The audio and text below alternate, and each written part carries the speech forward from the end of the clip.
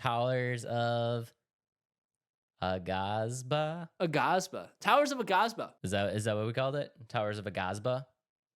Towers of Aghasba coming out November 19th by Dreamlit Inc. Indie open world exploration game with a whole lot more going on. I am super, super excited for this game.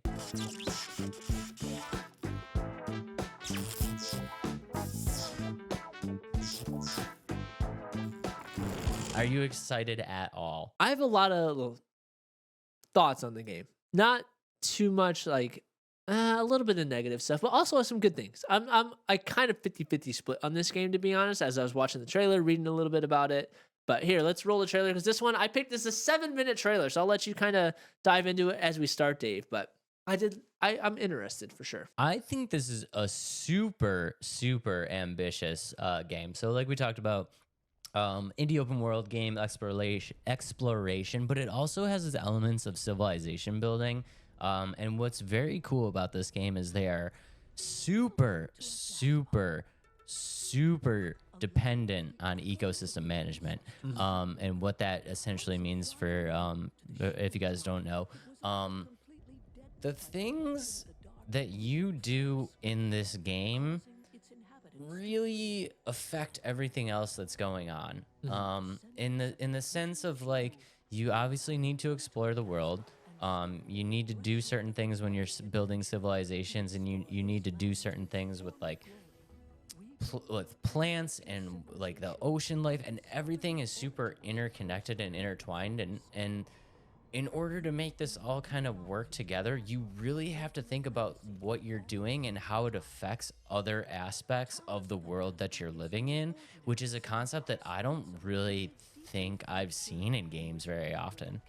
No, I don't think so either. It's one of those things like the whole world is living, not Right. just like specific sections of the world. It's like you said, every decision you make is very important on how the habitat is for a specific creature, or how the resources are gathered for your settlement and things like that. And it's really cool. And the overall creature design it's very cool. I feel like I hate to do it, but it gives me like No Man's Sky like feel of like the creatures, but just Right. done in a very good way. Yeah, and done instead of space exploration, it's just done in one world that you're living Yeah, on. yeah. And I think it's really interesting the way that they put this all together. So essentially what you're doing is you've kind of landed on this fantasy island.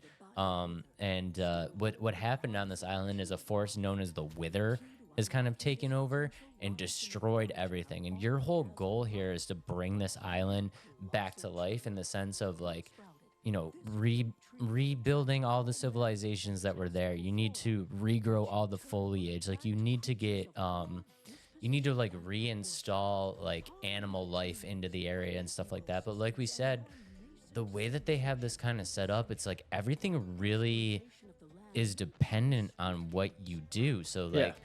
down to the minute details of like growing certain vegetation in certain areas will attract certain animals that will help continue the vegetation to grow. Or like, you know, maybe if you build a civilization too soon, like the aftermath of the civilization starts killing your fauna, or like draws like you know, scares away the animal life that you brought into the area. It's very much like how the real world works. Yeah. Like it's very much like you need to think about how all of this stuff intertwines together. This game is all about balance, and I think it's Yeah. a really interesting idea that I can't really put my finger on a game that's done it before.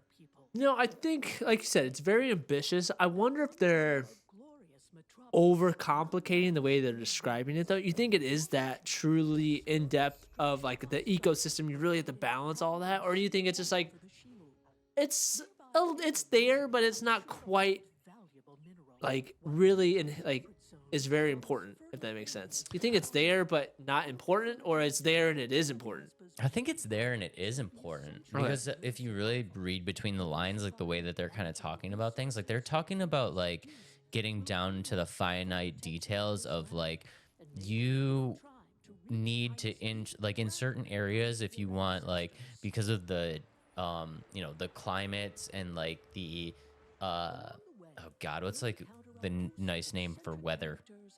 What's like the Uh, scientific name for weather?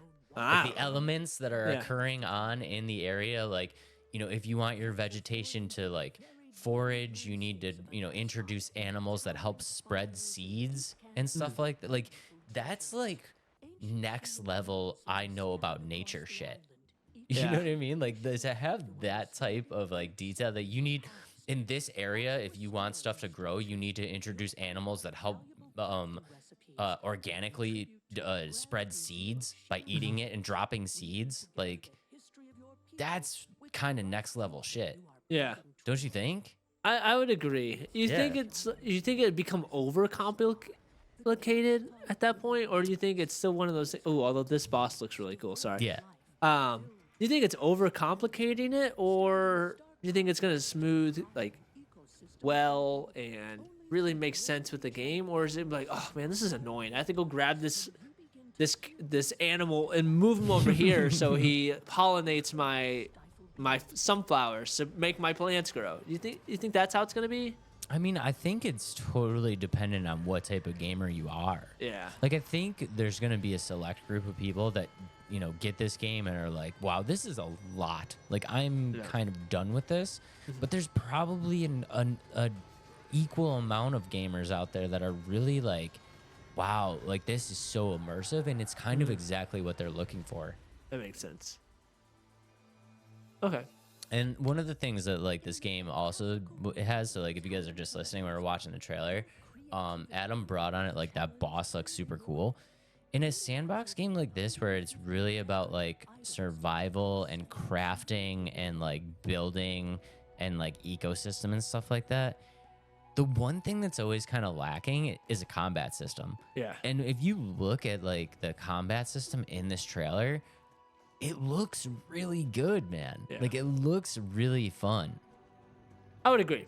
I would agree. And I also really like the aspect of really making the civilization and settlements like your own. I Yeah. really like that. And to see it expand, yeah, it's really fun. It's like in Minecraft, you get to make these towns and everything, but they always look boring. But it's yeah, these are just like gather resources and you just drop it. Like that's fine. Like I don't mind that, but it's cool to see like cities and settlements grow. And just like with this like windmill and things like that, it's gonna be fun.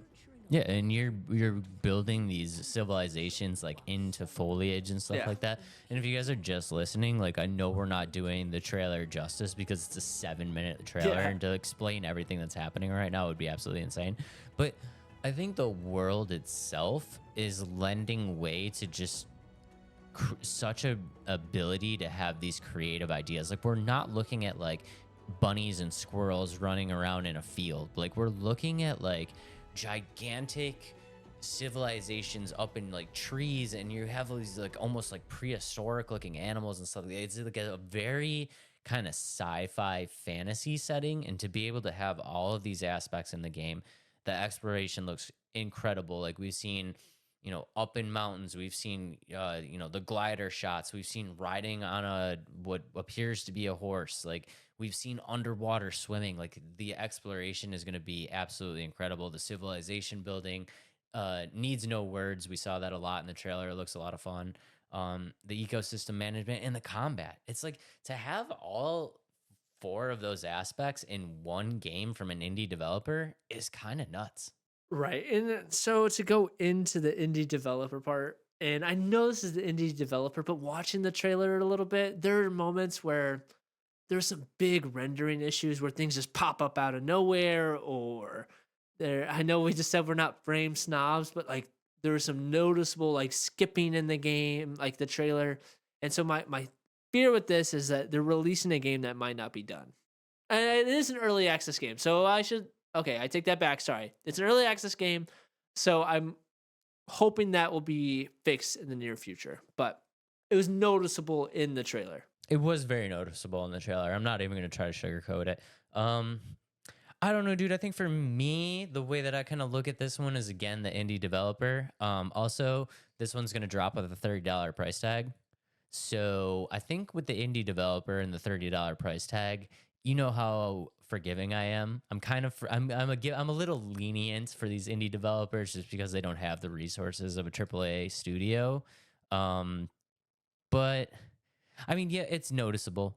I'm not gonna lie, it's noticeable, but I do think they have time to hash it out. And again, indie dev and $30 game, like I don't know, I give it a little bit of a free pass. Yeah, I think you give it a free pass, and also they're doing stuff so ambitious they can't be perfect on everything. Right. So that's why I'm recanting what I said about like, oh, snob and whatnot. But I just think, like you said, the game is so ambitious. It has so much things going on with it. It's hard to perfect one thing, and that's a fear I do have with the game, that they're trying to do too much. The game's not gonna function as well as it could. Yes, it's an indie title, but I wonder if like some of these are going to be glaring issues with the game as you play it. It's not going to function as well. It's very possible. I mean, I totally get your concerns. I wish I had something that I could say that would like ease your worries. I do not. I don't. I mean, it's very possible that this game could drop and everything's kind of fucked up. It's one of those games that one, if you want to help support early, get in the early access of the game. But if it's one that you're like, I'm not quite on it yet because of all the issues I'm seeing with the frame drops, the rendering issues, and things like that, then wait maybe until it does come out of early access, or wait till it becomes on sale. But I don't know. And that's my biggest thing. It's like, is this game trying to do too much and not be able to make it a good cohesive game and unplayable, or is it a good foundation and they'll only grow as they go through the early access? I think the early access is going to help. And I think for everything that this game is kind of bringing in, all the things that we talked about, and also it's got a 4-player mode. So if you want to, if you want to hang with the homies, and play it together, you can do that too. I think for everything that this game is offering, I think a $30 dice roll is kind of fine. I mean, it's possible that they try to do too much, and there's some aspects of the game that aren't that great.